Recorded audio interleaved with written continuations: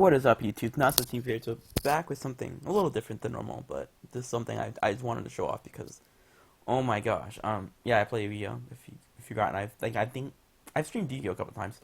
Anyway, this is the deck I've been playing a lot. Like, oh my gosh, I came with this as of recording. It's Sunday, and I came with something out on Friday, and yesterday I played Yu-Gi-Oh! Almost all day, and I played just this deck. Oh my gosh, this deck is insane. Um, this is Phantom Chaos Synchro. Um, like Phantom Planet Chaos Synchro. So here's the deck. You can probably tell by the name of it, like what the deck entails. Anyway, so we start off with one BLS. BLS is BLS. One Dark Arm. Dark Arm Dragon is so easy to drop. Oh my gosh, you can drop Dark Arm Dragon so easy in this deck.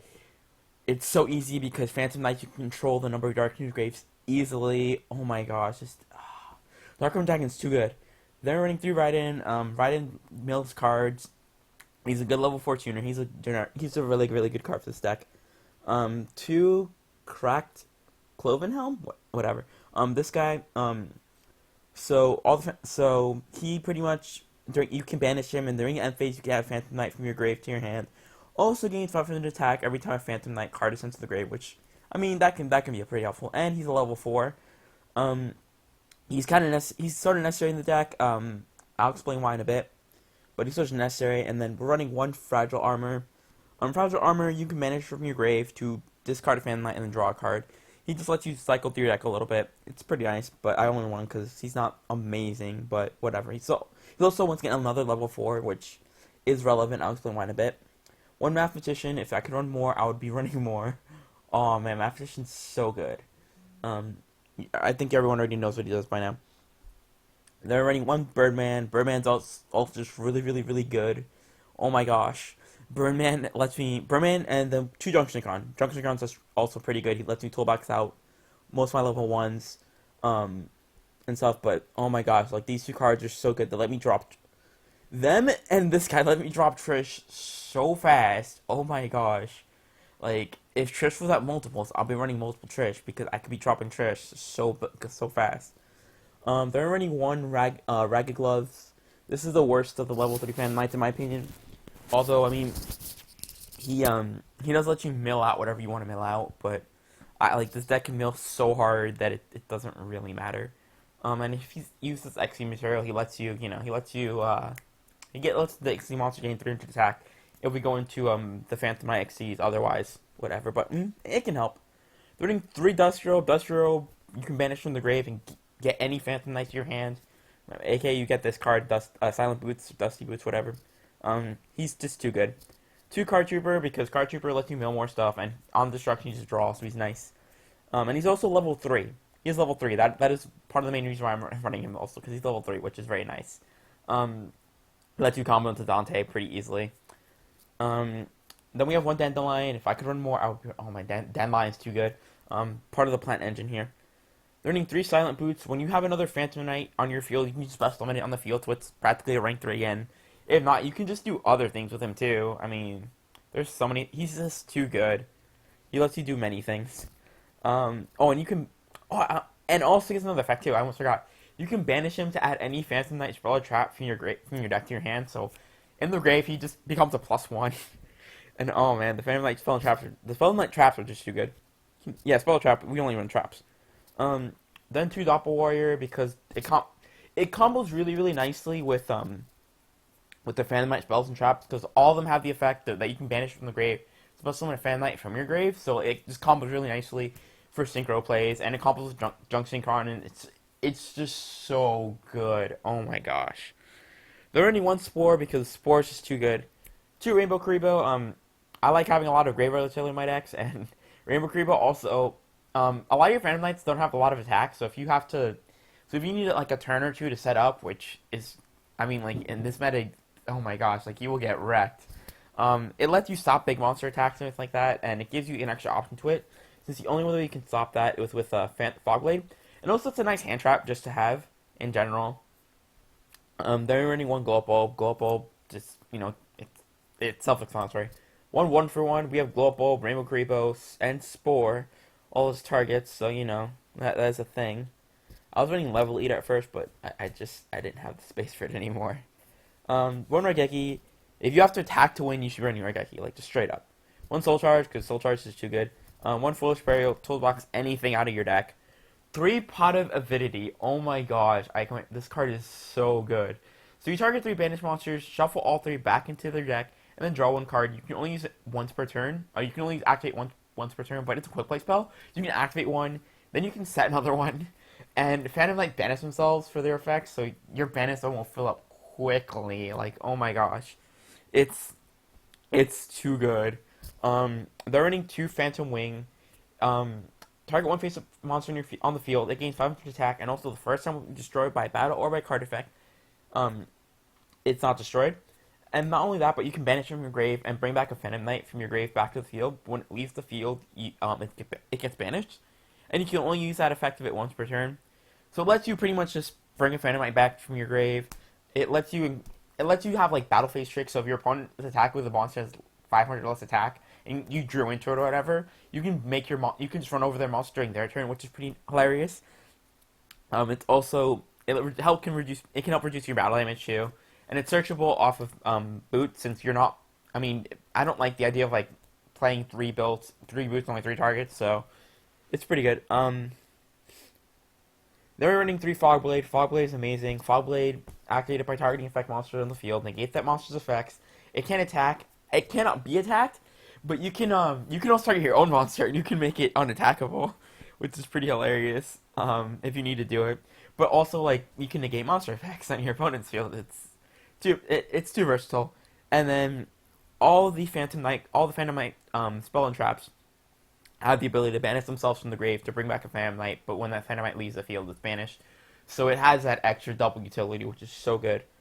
And then we have Phantom Sword, which increases the monster attack by 800, and then with Destroy Battle card effect, you can destroy it instead. Also note how do I put this, like the attacking is permanent. Just throwing it out there, like the attacking is permanent, which is pretty nice. And then last running three Solemn Notice because Solemn Notice it's too good. Then for extra deck, we're running one Quasar because we can make it. we can make it pretty easily. One Nirvana High Paladin because I mean this is probably the best level 10 synchro, and it's still pretty easy to make it. I mean there are many ways you can make it, and it has the if you don't know what it does because this is a relatively newer card. It's one tuner plus one or more non-tuner synchro monsters, and you can use it has the effect that you can summon without a tuner, but you need a Pendulum summon a card, and so that's irrelevant. The relevant effect is when this card destroys opponent's monster by battle, you can have your opponent's life points, which is nuts. Like, oh my gosh. And that's not once per turn, so if for some reason this card can attack multiple times, you can use the effect multiple times in a turn. It's pretty insane.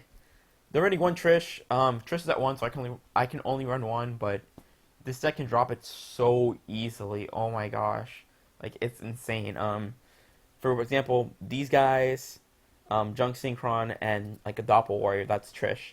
And because you don't even have to have you just have this card in your hand, and you just use a Phantom spell trap effect, summon this, Doppel, Dunk, like freaking even Birdman, like oh man, the plays are real for Trish. Trish is so good.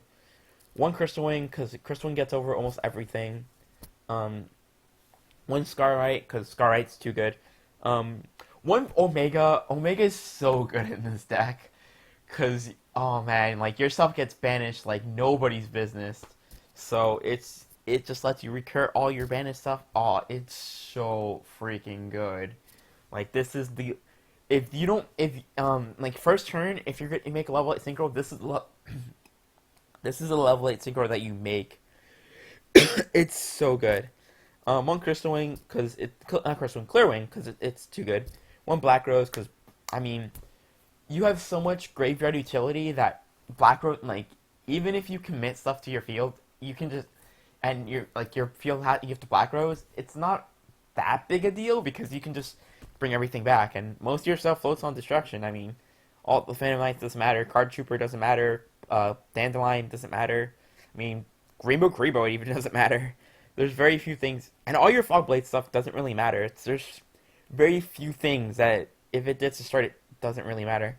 One Goyo because it's the best level 6 synchro, and it's not that uncommon for me to be able to make it. I mean, most of the Phantom Knight stuff is level 3, and most of my half my tuner engine is level 3, so it's it's there if I need it. One Siege Librarian because we synchro a bunch in this deck, so one Armades because Armades is freaking insane.